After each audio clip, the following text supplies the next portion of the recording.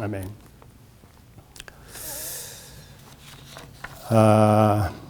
오늘은 삼가 누룩을 주의합시다. 그러한 주제로 우리가 말씀을 나누려고 합니다.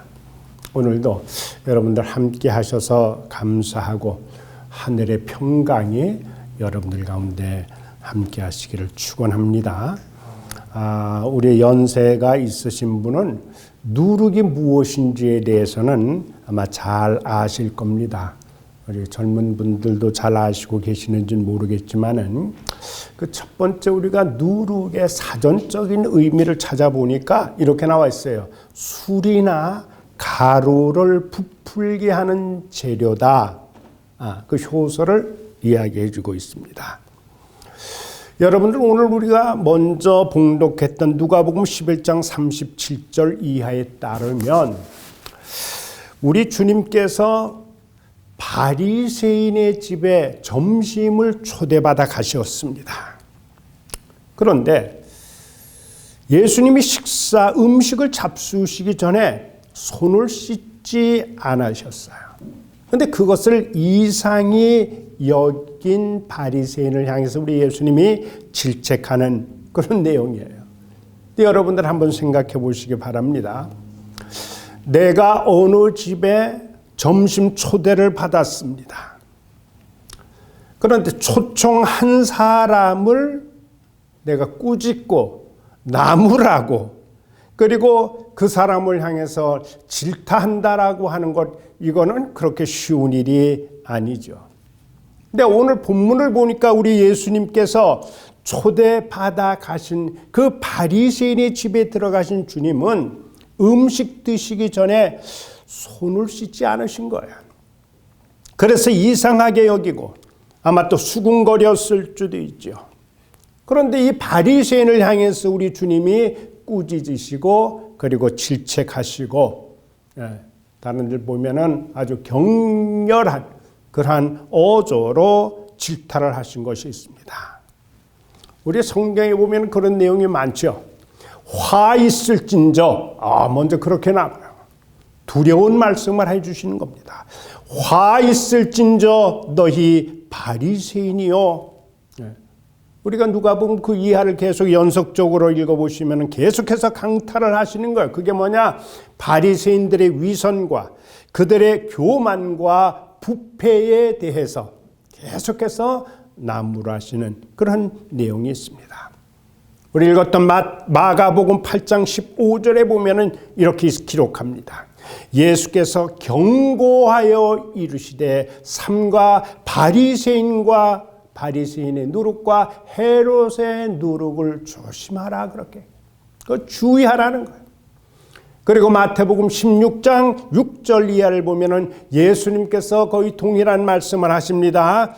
삼가 바리새인과 사두개인의 누룩을 주의하라, 그런 말씀을 해주고 있는 거예요. 예수님 앞에서 바리새인들, 서기관들 혹은 헤롯 당들, 사두개파 있는 이런 사람들이 자주자주 등장하는 것을 성경에는 볼 수가 있죠. 근데 이 사람들이 제자들이 손을 씻지 않고 음식을 먹을 때도 자꾸 시비를 겁니다. 안식일에 밀밭 그 이사에서 그 밀이삭을 손으로 부빌 때에도 비난을 합니다. 그리고 병 고친 그 문제를 가지고 또 시비를 합니다. 세리와 죄인들과 함께 우리 주님이 식사하는 모습을 바라본 그들은 또 비난을 일삼더니 병 고치는 문제에 점점 저희들의 그 비난이 심해지게 됩니다. 그런데 안식일에 손 마른 사람을 고치는 것을 본 이후에는 이 바리새인 서기관들 또는 대제사장들, 이 무리들이 헤롯 왕과 함께 어떻게 예수를 죽일까를 의논하게 이르게 되는 거죠. 그래서 예수님은 바리새인과 사두개인들의 누룩을 주의해라. 오늘 그렇게 우리에게 말씀을 주십니다. 주의하라고 하는 이 말씀인 두 가지 의미가 있는데, 하나는 우리 긍정적인 의미가 있습니다. 오늘 새벽 기도회에 우리 고 목사님의 말씀을 잘 전해 주셨지요. 효소를 넣어서 발효시킨 떡인데, 이걸 긍정적으로 보게 되면은 예수님이 우리의 인격을 변화시켜주고 우리의 심령을 변화시켜 주신다고, 그래서 예수님을 따를 수 있도록 해주는 이런 긍정적인 의미가 있고, 또 오늘은 부정적인 의미인데, 그것이 무엇이냐면은 사람을 타락시키고 악한 영향 아래 빠져들게 하는, 즉 사람을 타락게 하는 교훈이다. 그런 교훈을 저희들이 주고 있다라고 하는 거죠. 그래서 누룩이라고 하는 것은 영향력의 상징이라고 볼 수가 있는데, 아주 빠른 속도로 퍼지는 것을 말하는 거예요. 속도가 빠른 거예요. 여러분, 코로나19 이것이 조심하지 않으면 어떻게 빠른 속도로 퍼지고 사망률도 높아지게 되는 거죠. 누룩의 상징과 비슷하다고 볼 수가 있습니다. 그래서 옛날에 술을 빚을 때에, 그리고 빵을 만들 때 사용했던 그 누룩은 빨리 퍼지게 하는 거예요. 발효시키는 거죠, 속히.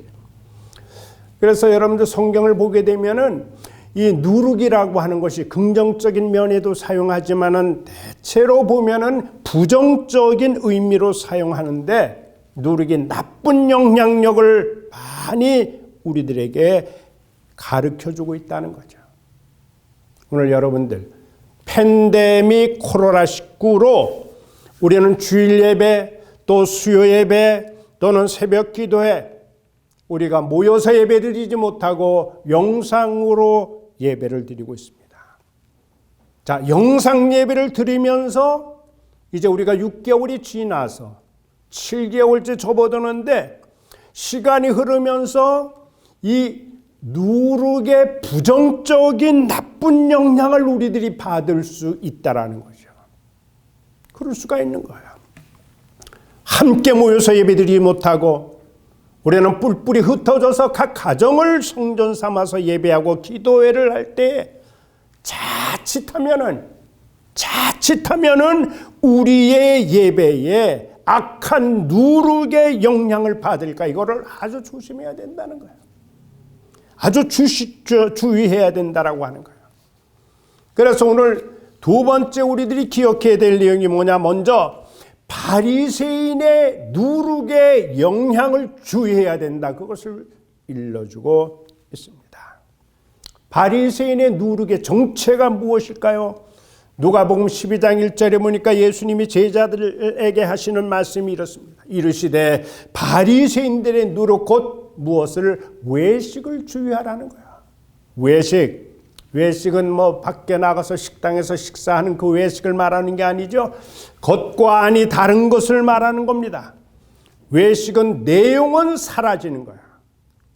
내용은 점점 없어지고, 그리고 형식만 남아서 겉만 꾸미는 것이 그게 외식이라는 거죠. 그 안에는 텅텅 비어 있는 거예요. 안으로는 내용을 채우지 못하고 그저 바깥 모습만 관심을 갖는 것이죠. 간단히 말씀을 드리면 외식주의, 형식주의를 말하는 거예요. 제가 목사입니다. 제가 목사로서 주일날 설교를 할 때 우리가 자칫하면은 이러한 외식주의 그리고 형식주의에 빠질 수가 있는 거예요. 때때로 우리가 생과 사를 설교를 할 수가 있습니다. 그리고 구원과 멸망에 대해서 설교를 할 수가 있습니다.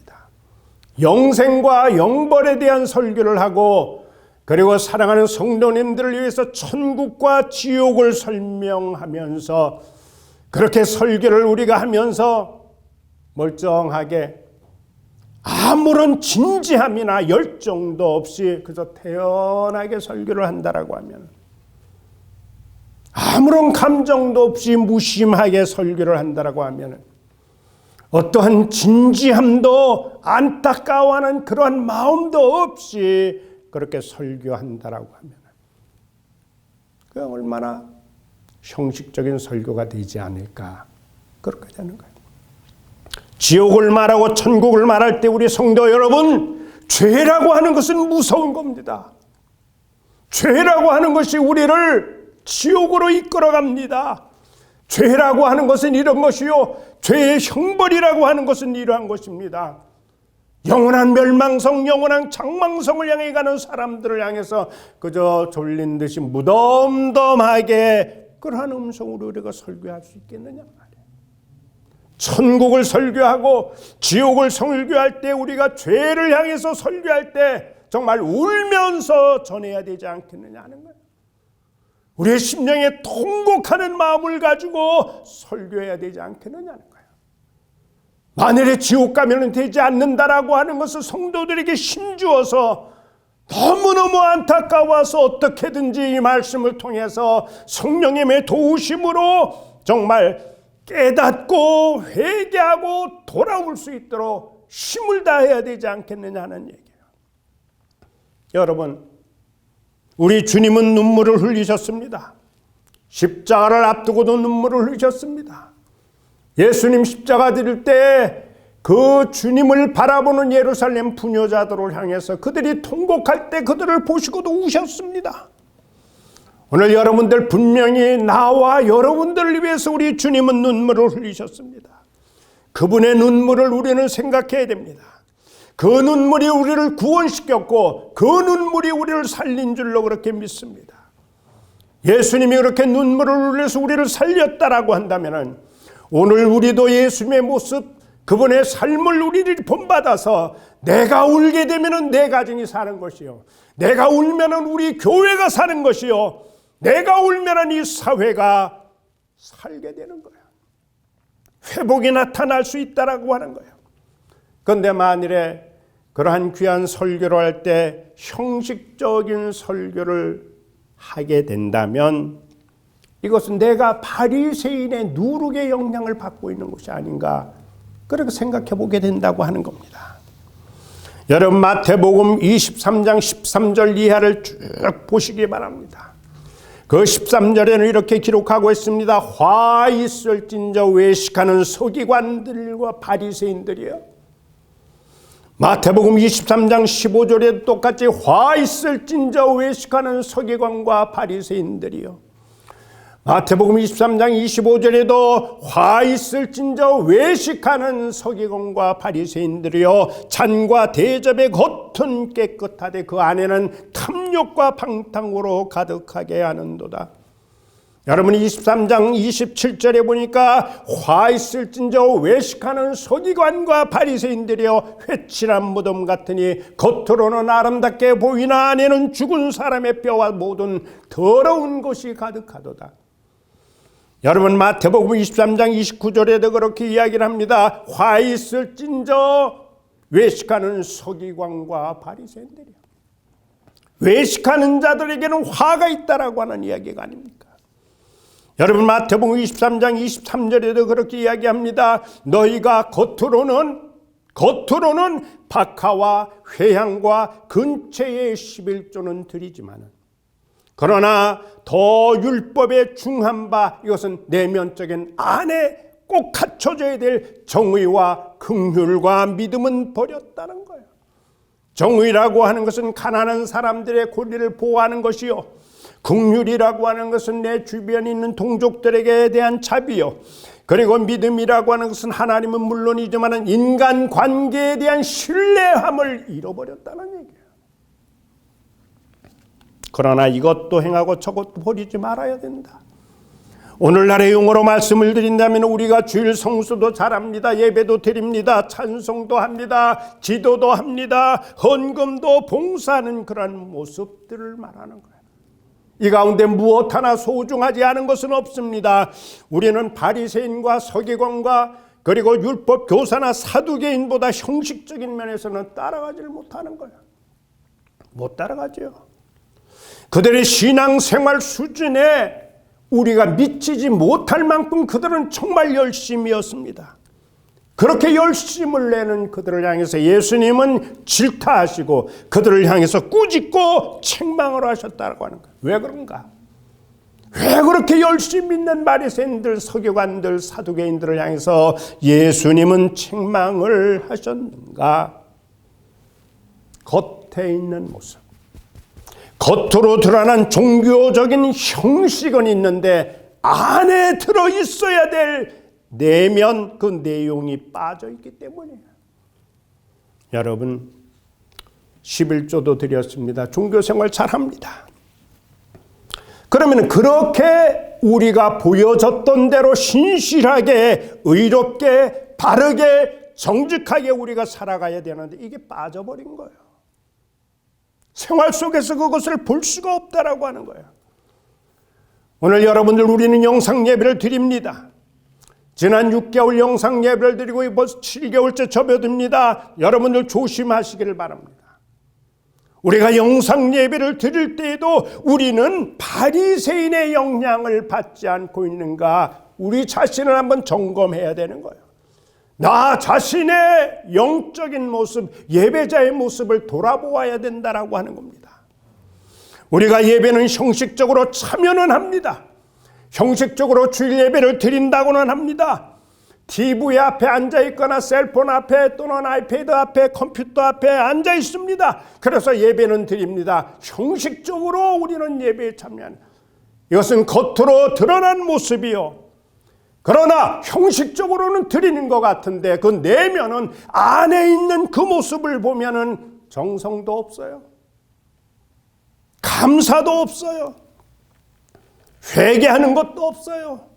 진지한 그러한 모습을 찾아볼 수 없고, 그렇게 우리들이 예배를 드린다라고 하면은 형식만 남아있는 빈 껍데기 예배가 될 수 있는 거예요. 그것은 오늘 우리 주님이 계속해서 바리새인들을 향해서, 서기관들 또는 사두개인들을 향해서 책망하셨던 것처럼 우리도 똑같은 책망을 들을 가능성이 있기 때문에 조심하고 주의하라고 그렇게 우리들에게 가르쳐주고 있는 겁니다.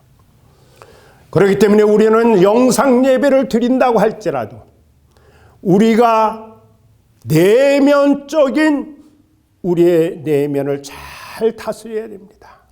형식적으로 예배 드리는 것이 아니라 우리의 정성을 다하고 우리의 마음을 다한 그러한 예배자로서 하나님의 보시기에 기뻐하시는 여러분들, 우리 성도님 되시기를 간절히 축원합니다. 세 번째로 오늘 여기 사두개인과 헤롯의 누룩의 정체가 무엇인지를 우리는 살펴볼 필요가 있습니다. 마태복음 16장 6절에 예수께서 이르시되 삼가 바리새인과 사두개인들의 누룩을 주의하라, 그렇게 말씀했잖아요. 이어서 마가복음 8장 15절에 예수께서 경고하면서 말씀을 하는 거예요. 경고하면서 주시는 말씀이 삼가 바리새인들의 누룩과 헤롯의 누룩을 조심하라, 그렇게 말씀해 주시는 거예요. 주의하라는 거예요. 여러분, 헤롯은 영웅의 아들, 그러한 뜻을 가지고 있어요. BC 55년경부터 AD 93년경까지 그 팔레스틴과 그 인접 지역을 통치했던 왕조들의 이름인데, 여러분, 헤롯 대왕이 있지요. 헤롯 안디바가 있습니다. 헤롯 아켈라우가 있습니다. 헤롯 빌립 1세가 있습니다. 헤롯 빌립 2세가 있습니다. 헤롯 아그리파 1세가 있습니다. 헤롯 아그리파 2세 등 여러 가지 헤롯의 왕들이 있어요. 이 다 하나의 헤롯 가문이요, 혈통인데, 이렇게 많은 헤롯들에게는 공통점이 있다고 합니다. 그것이 무엇이냐? 욕심이 지나치었다라고 하는 거예요. 과도하게 욕심을 부렸다라고 하는 거예요. 여러분들이 헤롯 사람 가운데 어떤 사람은 지나치게 무서울 정도의 권력욕을 가져서 사람 죽이는 거 정말 어려운 마음을 가지지 아니하고 그렇게 살해한 그런 왕도 있잖아요. 특별히 이제 헤롯 왕가는 돈에 대한 욕심이 많았습니다. 그래서 부당하게 세금을 가로치기도 하고, 또 이 사람들은 뇌물 받기를 좋아했습니다. 그래서 헤롯 왕가의 특징이 무엇이냐라고 한다면 한마디로 이것은 세속주의, 이들은 다 물질주의자들이었다라고 하는 얘기죠. 우리가 잘 알고 있는 바리새인과 쌍벽을 이루는 그런 세력이 있습니다. 잘 아는 사두개파입니다. 사두개인들입니다. 이 사람들은 주로 제사장 출신인데 바리새인은 부활을 믿지만 사두개인은 예수님의 부활을 믿지 않고 부정합니다. 그런데 이 사람들은 정치적으로 로마와 결탁해서 아무래도 친로마의 경향을 띠고 있는데, 그렇기 때문에 자연스럽게 이 사두개인들을 이 정치가인 헤롯 왕가하고는 아무래도 이렇게 서로 결탁하는 경우가 있죠. 그래서 이 사람들이 헤롯 왕가 사람들하고 늘 교제하고 가까이 지내는데, 그러면서도 이 사두개인들에게 가지고 있는 헤롯과의 비슷한 점이 무엇이냐면 온통 돈에 관심이 많았다고 하는 거예요. 돈. 그래서 예수님의 제자들도 그러한 영향에 좀 있지 않았는가 그렇게 생각을 해요. 이러한 영향을 받게 되면 주님을 온전히 신뢰할 수가 없게 되는 겁니다. 이러한 영향을 받으면, 그들의 교훈을 받게 되면 신앙이 정상적으로 성장하거나 성숙하기 어려워지는 거예요. 그래서 많은 사람들이 물질주의의 영향에 받고 세속주의에 깊이 빠지게 되고, 그리고 황금 만능 최면에 걸려 있게 되는 거예요. 여러분, 오늘 이 시대는 물질주의가 만연되어 있지 않습니까? 이걸 우리가 부정할 수가 없는 거예요. 그래서 온통 최고의 가치를 어디에 두느냐? 물질에 두는 거예요. 최대의 우상이 무엇인가? 돈이라는 거예요. 얼마나 많은 성도님들이, 얼마나 많은 목회자들이 이 황금으로 인해서 돈의 위력 앞에 굴복하고 있는 모습을 우리는 볼 수가 있지 않습니까? 그렇기 때문에 우리는 물질주의 황금 만능 이 사조에서 우리는 벗어나야 되는 겁니다. 이것을 극복하려면 상당한 노력과 희생이 요청되는 거예요. 여러분, 사회에서 여러분들이 어떻게 물질 생활하는지는 저는 잘 모릅니다. 그러나 여러분들이 정말 물질주의자인지, 아니면은 여러분들이 그 황금 만능의 최면에 걸려 있는 세속주의자인지, 우리 성도님들이 밖에 생활은 모르지만 그러나 하나님 앞에 예배할 때 하나님 앞에 드리는 봉헌 생활이 어떠하느냐에 따라서 여러분들의 지금 상태를 확인해 볼 수는 있는 거예요. 나도 마찬가지입니다. 우리가 몸을 바칩니다. 시간을 바칩니다. 재능도 바칩니다. 다른 것은 다 바칠 수 있는데 나는 물질은 바칠 수가 없다라고 하면은 나는 물질주의자가 아닌가? 우리는 꼭 생각해 봐야 됩니다. 내가 물질의 노예로 살고 있지는 않은가 점검해야 된다는 거예요. 감리교 웨슬리 목사님은 그렇게 얘기를 합니다. 나는 주머니가 회개하지 않는 사람의 회개는 신뢰하지 않는다는 거예요. 그러한 회개는 믿을 수가 없겠다라고 하는 거예요. 여러분, 말라기 1장 7절 8절을 보면 이렇게 기록되어 있습니다. 너희가 더러운 떡을 나의 제단에 드리고도 말하기를 우리가 어떻게 주를 더럽게 하였나이까 하는도다. 이는 너희가 여호와의 식탁은 경멸히 여길 것이라 말하기 때문이라. 만군의 여호와가 말하노라. 너희가 눈먼 희생제물을 바치는 것이 어찌 악하지 아니하겠으며 병든 것 드리는 것 그것이 어찌 악하지 아니하냐. 그래, 이것을 너희 총독에게 한번 드려봐라. 그 총독이 그러한 것 받으면서 너희를 기뻐하겠느냐? 너희를 받아주겠느냐? 10절엔 그렇게 말씀을 주십니다. 너희가 내 제단 위에 헛되이 불사르지 못하게 하기 위하여 너희 중에 성전 문을 닫을 자가 있었으면 좋겠다. 그러한 예배, 그러한 봉헌 생활, 형식적이고 그리고 드려지는 것이 그냥 눈먼 것, 병든 것, 절름발이 그런 것을 드리는 것처럼 성의 없는, 정성이 없는 봉헌 생활, 그거 이렇게 이야기합니다. 내가 너희를 기뻐하지 아니하고 너희가 손으로 드리는 것도 나는 받지도 아니하리라. 사랑하는 성도 여러분, 여러분 오해하지 않기를 바랍니다.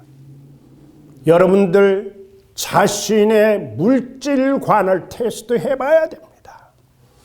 여러분들의 물질관을 평가해 볼 수 있는 시금석은 내가 그 물질을 어떻게 사용하는가를 보아서 알 수가 있는 겁니다. 나만을 위해서만 사용된다라고 하면은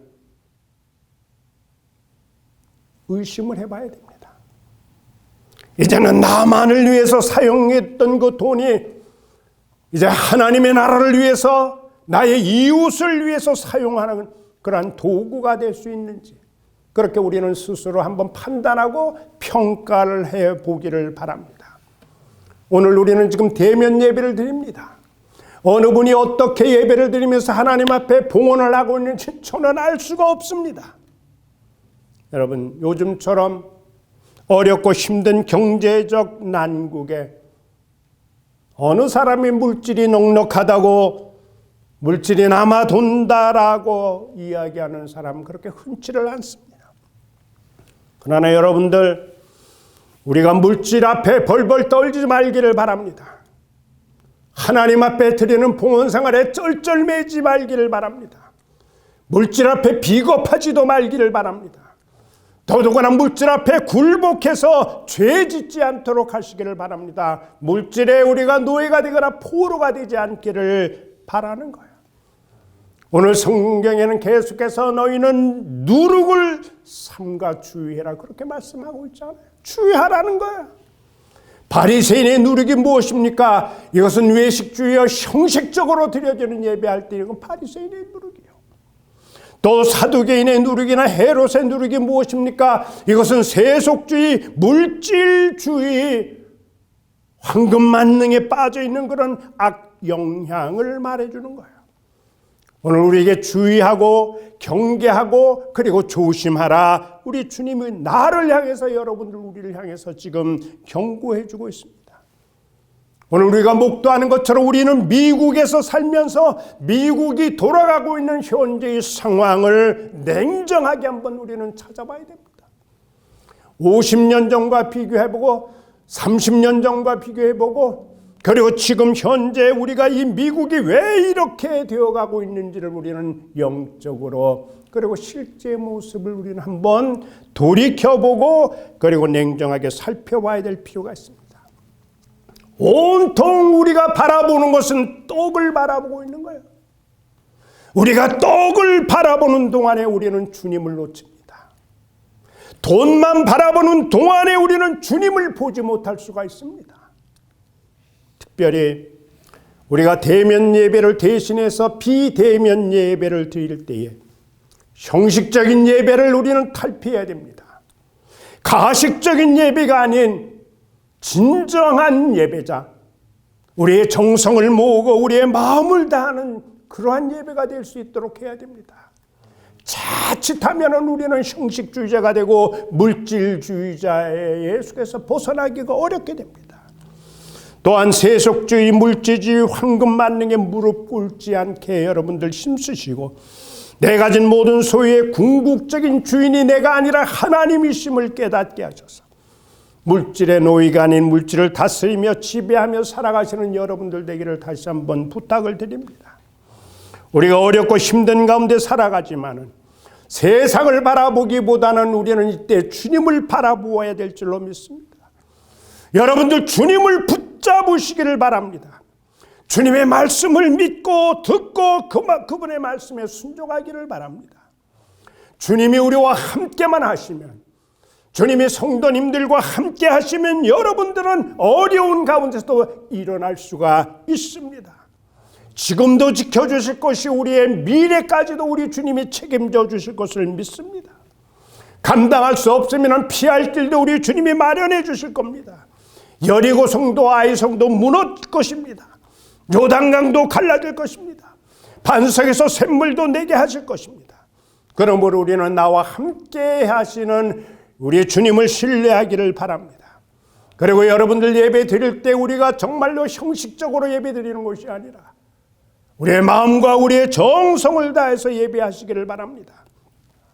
지금까지 자칫 우리가 형식에 머무르고 외식에 머무르고 물질과 세속화와 그리고 황금 만능 여기에 우리가 조금 물들어 있다라고 하면 과감하게 과단성을 가지고 이 모든 것을 벗어 던져버리고 남이 보지 않는다고 쉽게 예배에 참여하는 것이 아니라 그래서 괴악한 누룩은 우리가 다 떨쳐버리고 오늘 주신 말씀처럼 삼가 조심하고 주의함으로 우리가 이전에 가졌던 대면 예배 때 우리들이 보여드렸던 아름다운 예배자로 회복되는 그 은혜가 우리 모두에게 있기를 주의 이름으로 축원합니다.